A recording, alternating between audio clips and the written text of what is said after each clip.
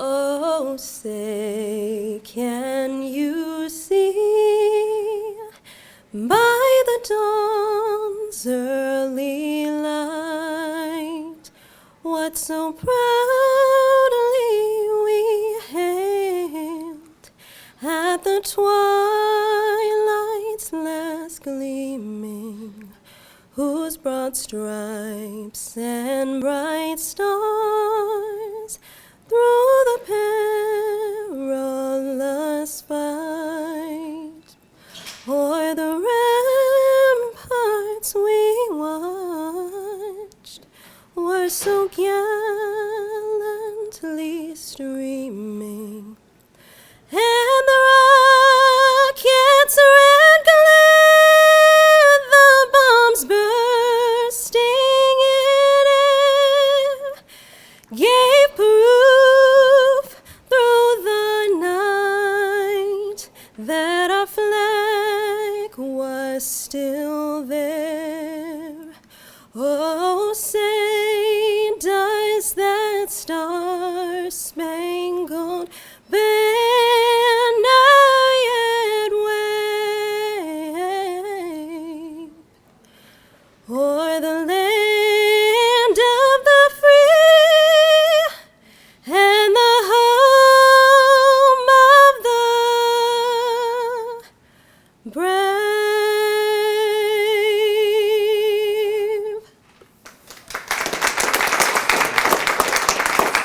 You may be seated for this part.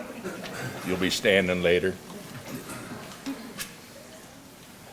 I, me, an individual, a committee of one, pledge, dedicate to all my worldly goods to give without self-pity, allegiance, my love and my devotion, to the flag of our standard, Old Glory, a symbol of freedom.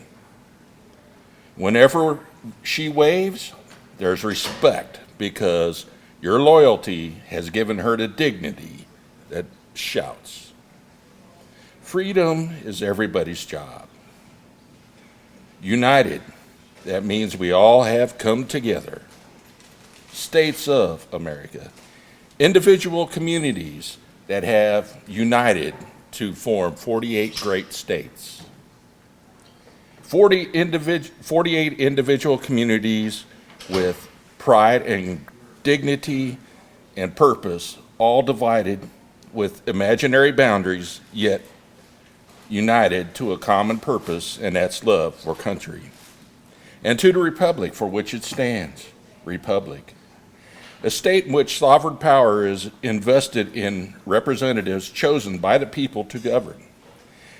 And government is the people from the people to the leaders, not the leaders to the people. One nation. One nation meaning so blessed by God, indivisible, incapable of being divided, with liberty, which is freedom, the right power to live one's life without threats, fear, or some sort of retaliation. And justice, the principle of qualities and dealing fairly with others, for all, which means, ladies and gentlemen, it's not only my country, it is also yours. So now please stand for the Pledge of Allegiance. I pledge allegiance to the flag of the United States of America and to the republic for which it stands, one nation, under God, indivisible, with liberty and justice for all. Thank you. You may be seated.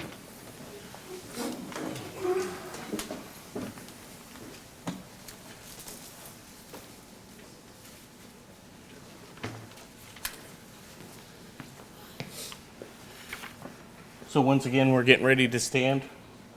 We'll go ahead and do the presentation of veterans for the Order of Service.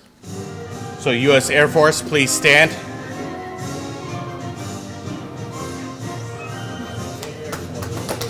Woo!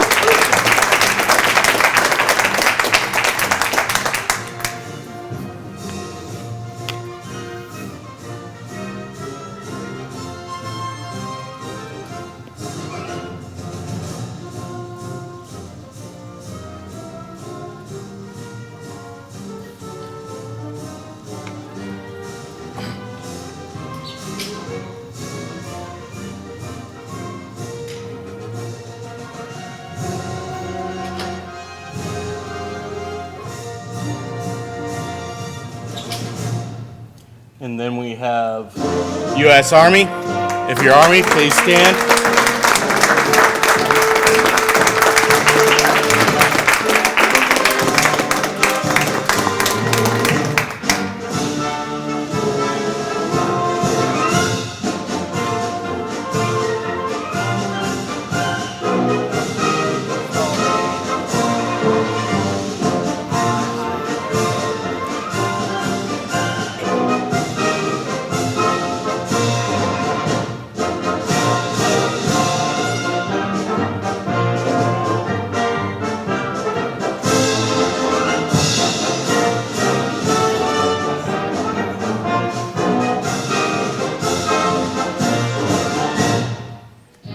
And then we have the U.S. Coast Guard.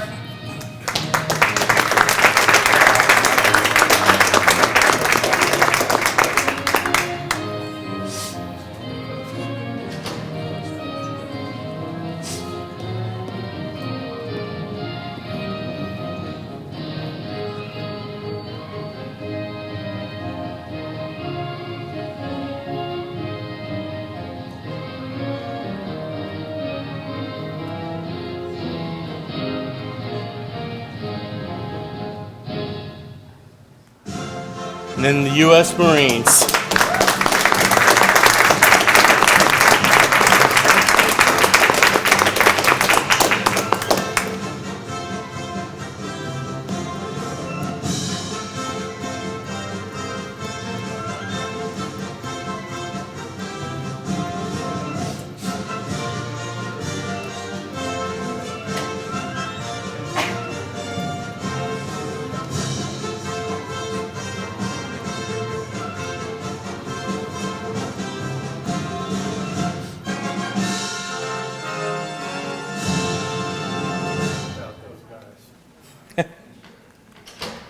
And we have the Navy.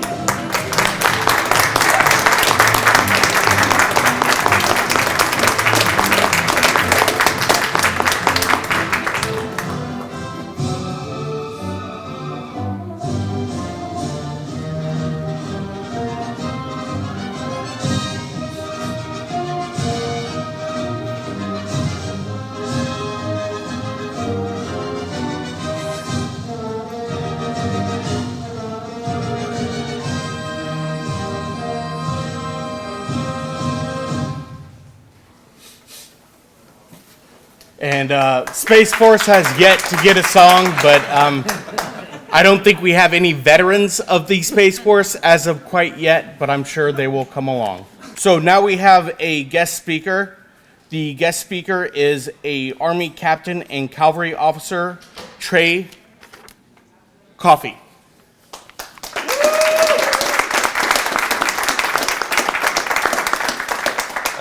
Thanks for having me today. I'm honored to be here. Mike called probably mid of this week and said, hey, I am desperate. I need someone to come and speak. The guy that we had lined up couldn't do it. Second guy we asked couldn't do it either.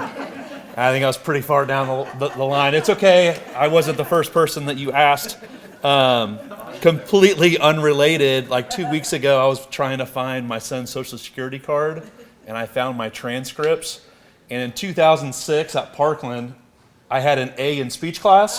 So hopefully you guys are here in for a treat. I don't know, but so we'll see how that happens. But I used to roam the halls here in 2005 to 2007, and this place has changed a lot. And so just a quick little plug for Parkland. This place was exactly what I needed in my life, you know, in my beginning of adulthood and trying to figure out where my fit is in society. And, the financial burden was a little bit less here than it was later when I went on to graduate from the U of I. And this place was perfect. And, you've learned to, pay your own bills and financial freedom. And I remember, moving out for the first time, and my dad was like, all right, son, now we need to talk about bills. And here's your electric bill, and I'd turn off all the lights before you leave. And, here's your water bill. I'd take short showers if I were you. Tuition's not fun. This is books. This one's self-explanatory. Here's your phone, and, good luck, kid, you're on your own. And it was like a deer in the headlight looks, and, finally, here I am at Parkland, and this kind of helped me transition into, being an adult and stuff like that. So there's my short plug for Parkland. I think my parents had a party that night. Neither one of them got a promotion, but they both got a raise that day when they gave me all the bills. Kind of what I want to focus on, because I didn't have a ton of time for preparation, is community involvement for veteran organizations here in Champaign-Urbana. And so there's a lot of veteran organizations here that people just don't know, and to shed the light on. And the transition from military service to civilian can sometimes be hard. And so I want to start with a story, because what would a Veterans Day speech be without military stories? They are the best. So in 2013, we got orders to go on my first deployment, combat deployment to Iraq. And we were going to be the very first combat unit back in Iraq for Operation Inherent Resolve. And for anyone that has been in the military and got orders, having military orders is kind of like whose line is it anyway, where the rules are made up and the points don't matter. And so you never really know what's going to happen. And it's funny, it's true. So we had orders for a month. We thought we were going, and then we got our orders taken away from us. And my brother's unit actually took over our deployment. And so they were the very first unit back into Iraq. And then we took over in late 2014. And so my unit got to replace my brother's unit in Iraq. And that was an experience that it's very unique. Mom, I know that you didn't sleep for like 2 weeks. But that was pretty cool. And so the story is when you go through and you train, and you go through all these scenarios, you know that once you get over there, there's a chance that you may not make it back, and you never really expect to have problems on the way over there. And so this is my first combat deployment, and we're at RDF. I'm stationed at Fort Drum, New York, in the 10th Mountain Division, and Fort Drum's located upstate New York. And so, we're at RDF and we're getting ready to head on the plane, and, I had no idea what to expect, and you're full of all these emotions, and just your anxiety level is at a top, and you're like, I'm going to war, they're going to give us a pretty nice ride over there, right? You're expecting like Richard Branson's private jet when you go out there. And we walk out, and it's a plane by Omni Air. Does anyone know what Omni Air is? No, you don't. You do. Most people in here do not. And this thing was like a Cadillac when it was built in like 1972. And so we get on the plane, and I skipped first class. I didn't want to sit with the officers. I figured, if I'm going to be on a plane for 16 hours, I'm going to have fun, and we're going to sit back there with the Joes. And so we take off. And, we're headed east, obviously, and they got these tiny little monitors, every so many rows when the plane was, rehauled in like 1993. It's like tube TVs that are up there to show you where the plane's at. And then all of a sudden, we're going east over the state of New York, and then all of a sudden we start kind of going north, and then we're over Canada, and then we're over the Great Lakes, and I'm just like, look, I'm a cavalry officer. Like, my job is a map, and I'm pretty good at it, and I know that Iraq is not that way. And so I didn't know, kind of what was going on. I was sitting like right below or right behind the wing, and I look over and I see all this like fluid coming out of the wing. And we're like, what is going on? And I'm just like, all right, we're over a big body of water. I'm sitting, my flotation device is held together by duct tape. Like, I'm not sure what's going on. And so we finally get some information over the intercom, and the pilot comes on and he says, hey, we experienced a problem with the plane. It's like, oh, you don't say. He just said, we're going to go back to Fort Drum, and we're going to see if, we're either going to fix the plane or put us on a new plane. And I said, I vote the new plane. Let's try to go there. So finally we get back, and all of a sudden, you see the runway, and the runway looks like Christmas lights, just with emergency vehicles everywhere. And the pilot comes back on, and he said, we're going to make an emergency landing. I need everyone to brace for impact. And again, you never know what's going to happen. Like, you have that idea, like, hey, I'm going to war, like something can happen. You don't expect anything to happen like right there. So what happened was one of the landing gears, and I don't know which one, it doesn't matter, couldn't go back up to the plane, started to go up, also couldn't go back down to land where it was perpendicular to the plane like it should be. So they had fully expected that we were going to crash and burn right back at Fort Drum, New York, and probably crash and burn, and had as many emergency vehicles as we could to be there.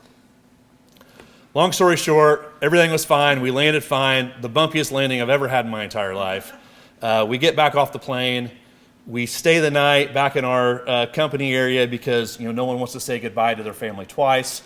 So we stay there. I go feed all my Joes. We sit there. We have a dinner together. Kind of think about what happened, and we go back and we try it again the very next day in the daylight, and we get there, so like, all right, we're going to have a better plane. And we get back, and it is the same plane. Now, I don't know what Richard Branson was doing with his flight at this time, but like, we expected something better. And, this is one of those moments, as a soldier, like, you don't really get to have a choice, right? You do as you're told, and we're told to go back on the plane. I made sure that I got in a seat that didn't have duct tape on it. I was a little smarter the next time. But it's one of those deals where you're trained to do as you're told and not to think, just do, right? And so that's why a lot of veterans transitioning into society can be hard, because they've never been told, they've never been allowed to think on their own, right? My guys had to do what I told them to do.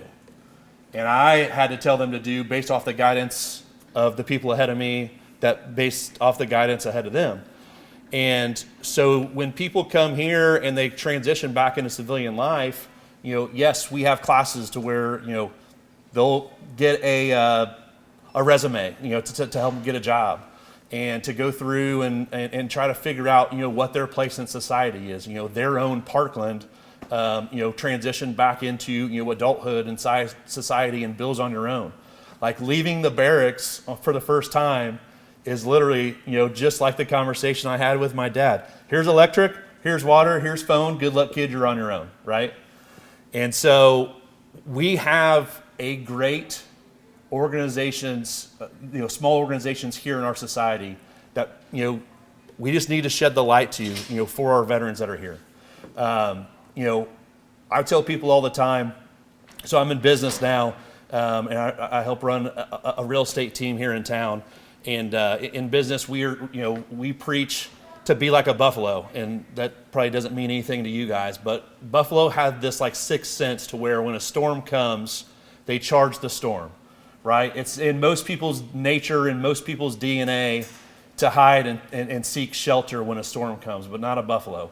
A buffalo will charge the storm, because the thought process behind it is, if the storm's coming this way and I'm going this way, I'm going to be in a negative environment for a lesser amount of time.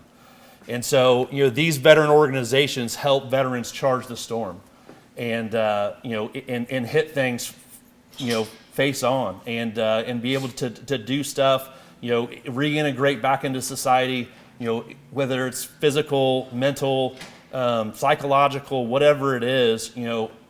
These organizations here that we have are a phenomenal resource for our veterans. And so, here on Veterans Day, Memorial Day, we always think about the service. It's kind of like your birthday, where, they celebrate you for one day, and then the rest of the year, you're just kind of just another Joe or whatever. And that's not what we need to focus on, right? Veteran suicide is the highest it's ever been. I spent 6 years in the military, and I've had 7 of my people that were in my unit all commit suicide just in my short time in service and after. And there was a shocking study that came out last year. So the VA says that there's 22 veteran suicides every day. Study came out last year saying that, other deaths is probably 2.4 of self-inflicted veterans, whether it's substance abuse, wrecks with, alcohol, substance abuse, stuff like that, that's down the road, to where that number's, higher than like 44 people every day. And that number is way too high for a number where veterans is getting lower and lower every year, and that number gets higher and higher. Obviously, there's a problem.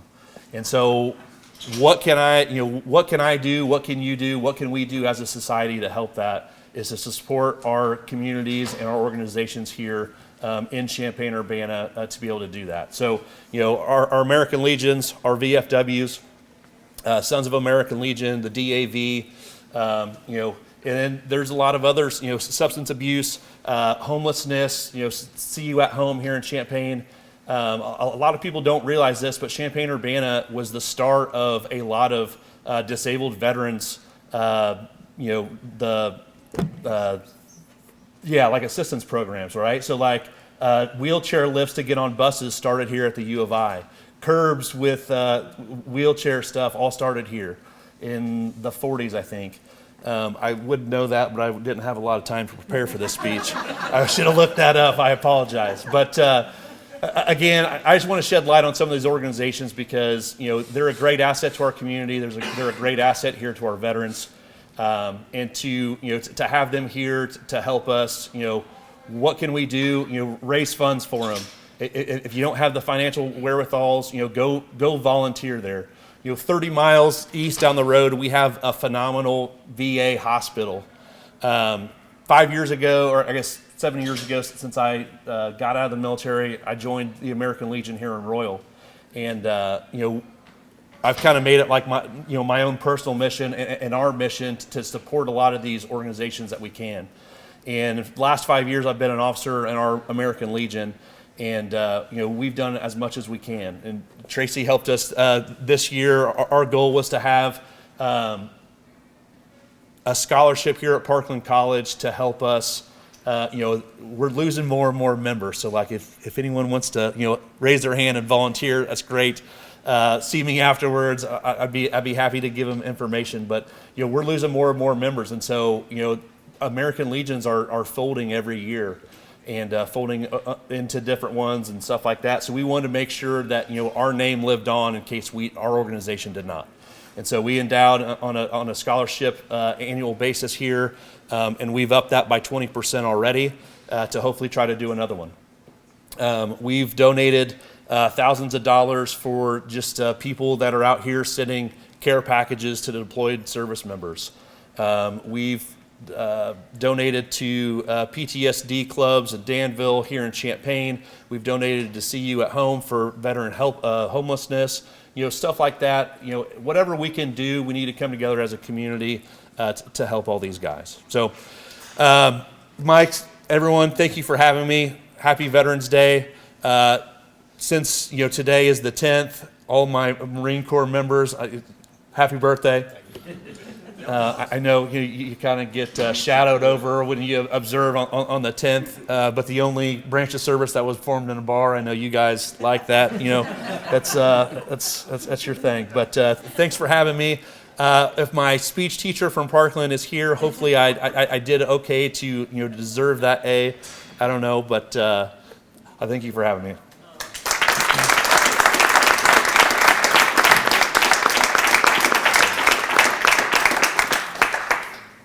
Trey, thank you, and thank you for your service, and thank you for your willingness to step up when we needed you this week, and one more example of the great training and selflessness that goes into the call of service that you guys have. So thank you immensely. So one more time for Trey.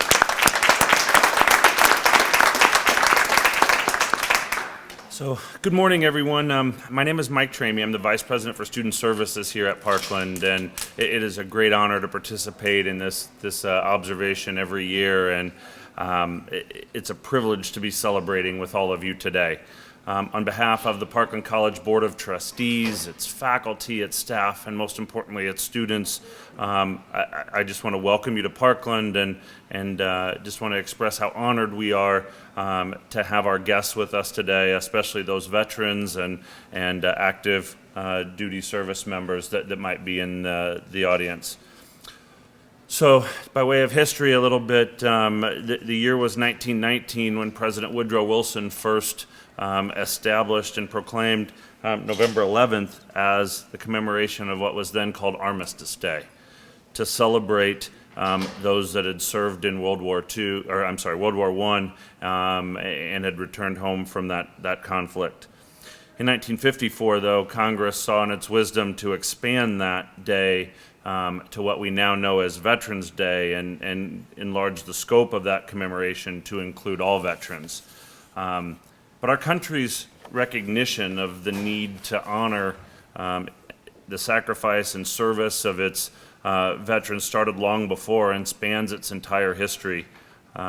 George Washington, our first president, said, "The willingness with which our young people are likely to serve in any war, no matter how justified that war may be, shall be directly proportional to how they perceive the veterans of earlier wars were treated and appreciated by their nation." And so this morning we gather to honor those ordinary people that have done extraordinary things, so that we all may enjoy the freedoms that we treasure today. So whether an individual has served 2 years, 2 months, or 30 years, all our veterans made a conscious decision to put on that uniform, to take that oath to defend the Constitution, and to join our nation's military with the understanding that the freedoms that we have today are only secured through that commitment. So today we honor all veterans, those of us here today and those who are not, the brave men and women that kept their promise to protect our nation and to protect us. But this commemoration and tribute goes far beyond today, as Trey mentioned, and far beyond the words that we speak. President John F. Kennedy reminded us that as we express our gratitude, we must never forget that the highest appreciation is not to utter the words, but to live by them. So today is a reminder that it is our duty and promise to honor veterans not only this morning, but throughout the year, and to actively live out that appreciation and respect for their service all year long. So again, on behalf of the Parkland College Board of Trustees, the faculty, the staff, and the students, I wish you happy Veterans Day and ask you to heed Trey's call to find ways to show that appreciation and support for veterans all year long and the service that they have given. So welcome and thanks to each of you for joining us this morning.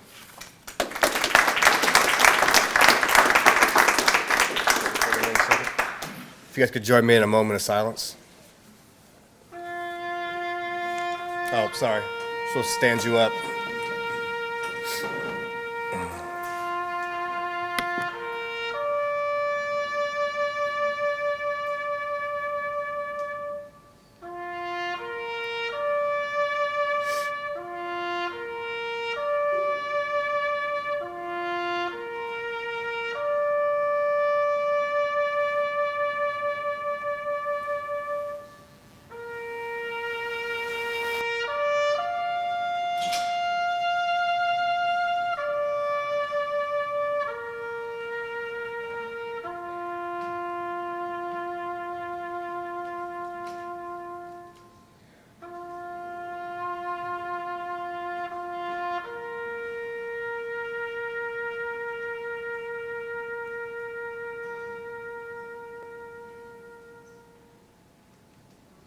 Thank you. You may be seated.